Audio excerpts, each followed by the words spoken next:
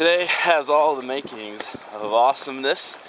It is cold, wet, foggy. You can see the road is a little bit nasty. I'm gonna be crossing some mountains, 100 kilometers. I mean, that's nothing. It'd probably take me 4 or 5 hours, even if the weather's bad. But we're about to get through Ushuaia, man. I feel it. This is it. This is like the culmination of 45 days of brutal travel, 30 days of waiting just to get this silly bike. Yeah, let's get it done.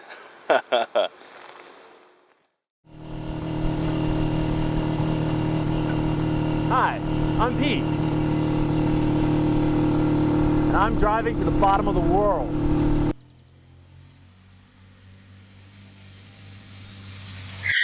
On this.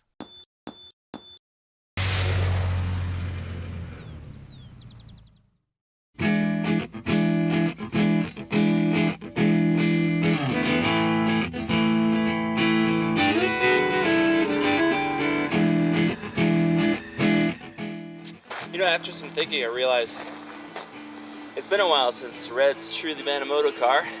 Hopefully the wind won't be that bad. Let's put the top on.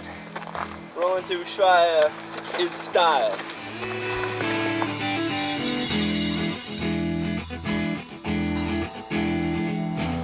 And now, Red is shiny and happy with the roof. Now, the downside is I've lost all of the straps on this side pretty much, and most of the ones in back. So it's probably gonna come flying off as soon as I hit a gust of wind. Hopefully there won't be any wind. I'm gonna go ahead and actually tighten up the chain a little bit and hope that that's gonna get me through to Ushuaia. Dust moans, take a ride in liquid sun. Just take a look at the system back here. See, this is the bolt that I was just tightening. By tightening this, it pulls everything backwards. And earlier when I checked, this was a little bit loose. So I think, in spite of this bolt holding things together, it very clearly had shifted a little bit. This piece was sticking out at an angle. So somehow that bolt got loose, probably from vibration, and actually caused the entire thing to maybe slide forward an 1/8 of an inch. That's enough to put a ton of extra slack in the chain. I'm hoping that's what the issue was. Either way, this chain is still not at all 100%. It's covered in mud and ice. It's going to be nasty.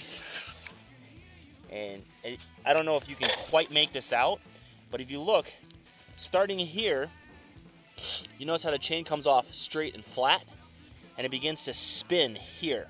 That's because these links from about this section here to about this section here has been bent badly.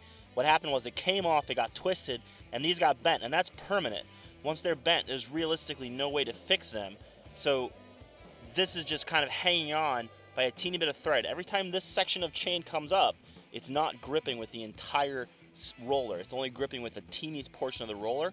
And if there's a small impact at that point, pop, off goes the chain, and the chain can break horribly. On the other hand, I need this to hold together. I don't want to deal with a new chain right now. I want this chain to make it all the way to Ushuaia. And this is always a little bit nerve-wracking to see. If you can notice that smoke coming out of the engine.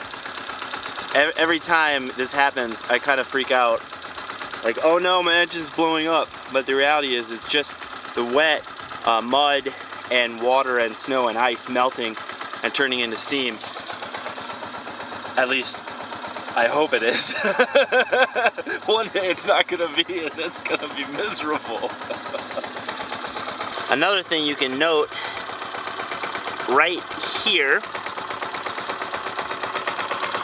if you can see that, there is a very small crack in my casing, and that crack appears to be leaking oil, or something around it is leaking oil, and well, that can't be very good, can it? Look, you can say what you want about me, but the truth is, I like to start my morning off with some good, solid kesha.